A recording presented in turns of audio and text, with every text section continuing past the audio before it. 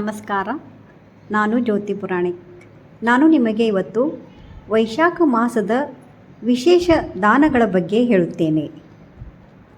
ಒಂದೊಂದು ಮಾಸದಲ್ಲಿ ಒಂದೊಂದು ವಿಶೇಷ ದಾನವಿರುತ್ತವೆ.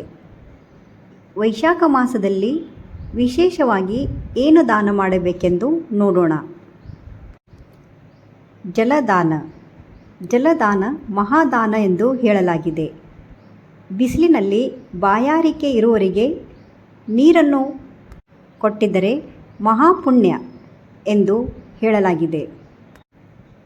ಮನೆಯ ಮುಂದೆ ಮಡಿಕೆ ಇಟ್ಟು ಹೋಗವರಿಗೆ, ಬಡವರಿಗೆ ನೀರನ್ನು ದಾನ ಮಾಡಬೇಕು. ಅಷ್ಟೇ ಅಲ್ಲದೆ ಪ್ರಾಣಿಗಳಿಗೆ, ಪಕ್ಷಿಗಳಿಗೆ ಜಲದಾನ ಮಾಡಿದರೆ ಮಹಾಪುಣ್ಯ ಸಿಗುತ್ತದೆ ಎಂದು ಹೇಳಲಾಗಿದೆ. ಮತ್ತು ಮಣ್ಣಿನ ಮಡಿಕೆಯನ್ನು ನೀರು ತುಂಬಿ ದಾನ ಮಾಡಬೇಕು. ಈ ಜಲದಾನದಿಂದ ದೇವರು ಮತ್ತು ಪಿತೃರು ಸಂತುಷ್ಟರಾಗುತ್ತಾರೆ. ಎರಡನೆಯದಾಗಿ ಪಾದರಕ್ಷೆ ದಾನ, ಅಂದರೆ ಚಪ್ಪಲಿಯ ದಾನ. ಇದು ಬಿಸಿಲಿನಲ್ಲಿ ಕಾಲು ಸುಡುವುದರಿಂದ ರಕ್ಷಿಸಲು ಚಪ್ಪಲಿ ದಾನ ಮಾಡುವುದು ಬಹಳ ಉಪಯುಕ್ತ ಮತ್ತು ಪುಣ್ಯಕರ. ಇದನ್ನು ಬ್ರಾಹ್ಮಣರಿಗೆ ಅಥವಾ ಬಡವರಿಗೆ ದಾನ ಮಾಡಬೇಕು. ಛತ್ರಿ ದಾನ.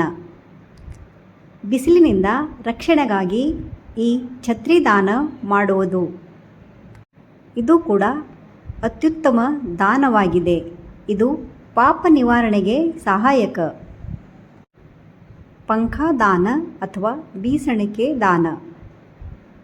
ಇದನ್ನು ಗಾಳಿಯನ್ನು ಹಾಕುವುದಕ್ಕೆ ಸಹಾಯವಾಗುತ್ತದೆ. ಇದು ಕೂಡ ದಾನ ಮಾಡಬೇಕು. ಅನ್ನದಾನ. ಇದು ವಿಶೇಷವಾಗಿ ಬಡವರಿಗೆ, ಯಾತ್ರಿಕರಿಗೆ, ಅಶಕ್ತರಿಗೆ ಅನ್ನ ಕೊಡುವುದು. ಈ ದಾನ ಮಹಾದಾನಗಳಲ್ಲಿ ಒಂದಾಗಿದೆ. ವಸ್ತ್ರದಾನ. ಇದು ಬಡವರಿಗೆ ಬಟ್ಟೆ ಕೊಡುವುದು ಧರ್ಮ ಕಾರ್ಯ. ಇದು ಬೇಸಿಗೆಯಲ್ಲಿ ಹಗುರವಾದ ಹತ್ತಿ ಬಟ್ಟೆ ಕೊಡುವುದು ಉತ್ತಮ. ಅಂದರೆ ಕಾಟನ್ ಬಟ್ಟೆಯನ್ನು ಕೊಡಬೇಕು.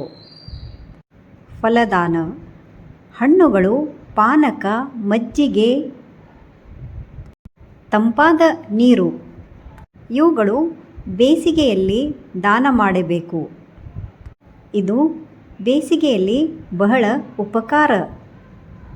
ಹಾಗೂ ವೃಕ್ಷಾರೋಪಣ, ಅಂದರೆ ಮರ ಹಚ್ಚುವುದು, ಮರಗಳನ್ನು ನೆಡುವುದು ಅತ್ಯಂತ ಶ್ರೇಷ್ಠ ದಾನ.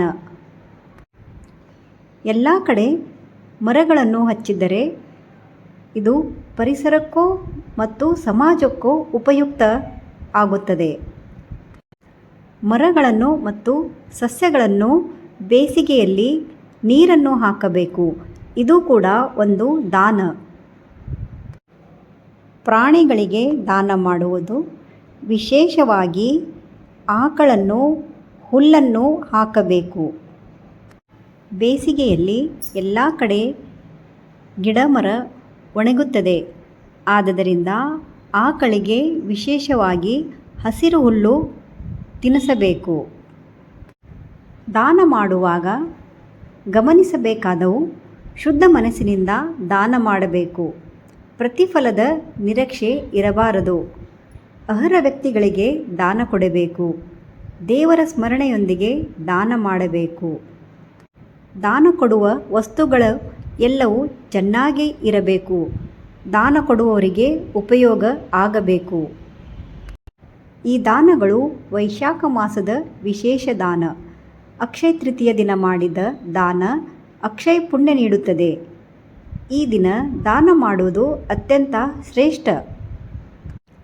ವೈಶಾಖ ಮಾಸದಲ್ಲಿ ದಾನ ಮಾಡುವುದು ಕೇವಲ ಒಂದು ಸಂಪ್ರದಾಯವಲ್ಲ, ಅದು ಮಾನವೀಯತೆ, ದಯೆ, ಧರ್ಮದ ಸಂಕೇತ.